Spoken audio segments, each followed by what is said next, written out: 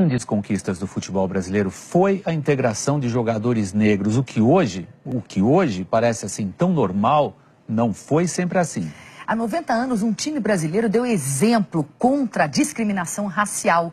É o que a gente vai ver agora na segunda reportagem especial da série O País do Futebol, com Bruno Lohans e Márcio Torres.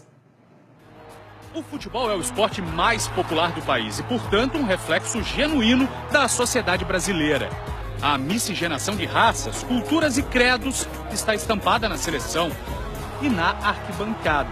Nos últimos meses, jogadores brasileiros têm sofrido com atitudes que não cabem em nenhum momento na história da humanidade. No mês passado, a CBF lançou a campanha Somos Iguais e divulgou um vídeo com a participação de atletas envolvidos em casos de racismo. O Brasil sempre foi um país racista. Não é de surpreender, portanto, essas manifestações que estão ocorrendo hoje. É como se, de repente, tivesse liberado. O brasileiro que tinha vergonha de ser racista, agora não tem mais vergonha.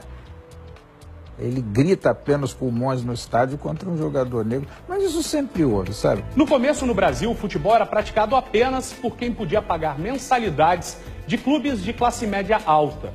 Para participar do jogo, o negro tinha que se disfarçar. O dia 13 de maio de 1914 ficou marcado. O adversário era o América. Ainda no vestiário, Carlos Alberto usou pó de arroz para esconder a pele mulata, que contrastava demais com a camisa branca do Fluminense. Assim que entrou em campo para provocar, os torcedores gritaram pó de arroz. Anos depois, esse acabou se tornando um dos símbolos do tricolor.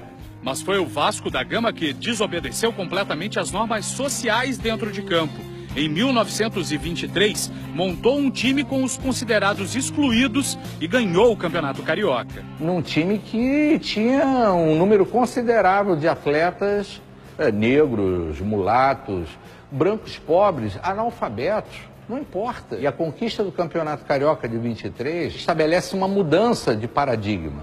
Mário Filho descreveu o tamanho do escândalo no livro O Negro no Futebol Brasileiro. Desaparecer a vantagem de ser de boa família, de ser estudante, de ser branco. O rapaz de boa família, o estudante, o branco, tinha de competir em igualdade de condições com o pé rapado, quase analfabeto, o mulato e o preto, para ver quem jogava melhor. Era uma verdadeira revolução que se operava no futebol brasileiro. O papel do negro, não só no futebol, mas em todos os setores sociais, qual é? É de abrasileirar a coisa. Então, no futebol aconteceu isso. Os outros grandes clubes do Rio não aceitaram a vitória daquele time do Vasco.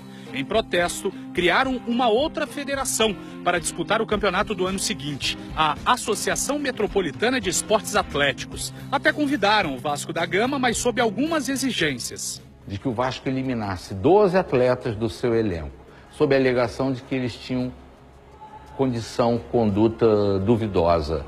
Eram negros, eram de condição de um extrato social menos favorecido. E os homens do Vasco, vendo que havia por trás daquilo uma discriminação grande, uma discriminação racial e social, escrevem numa única página, a mais bela página que um clube brasileiro poderia ter escrito. Na resposta histórica de 1924, enviada à Associação Metropolitana de Esportes Atléticos, o Vasco da Gama, por unanimidade, não aceitou dispensar seus 12 jogadores. Temos que entender, tem que haver a consciência de que só existe uma raça, a humana. Desde 2002, no futebol existe o Dia contra a Discriminação. Está lá no Código Disciplinar da FIFA. A discriminação por palavras ou ações por causa da raça, cor da pele, língua, religião, origem ou qualquer outra razão é estritamente proibida e passível de punição. Mas isso não é suficiente. O que aconteceu com Daniel Alves, por exemplo, não ficou impune. E nada parecido será permitido no Mundial, foi o que disse o presidente da FIFA, Joseph Blatter. O que Daniel Alves teve de tolerar foi revoltante. Haverá uma política de tolerância zero na Copa do Mundo. Que seja assim, já que a Copa do Mundo, ainda bem, tem o poder de unir as cores do planeta inteiro. Agora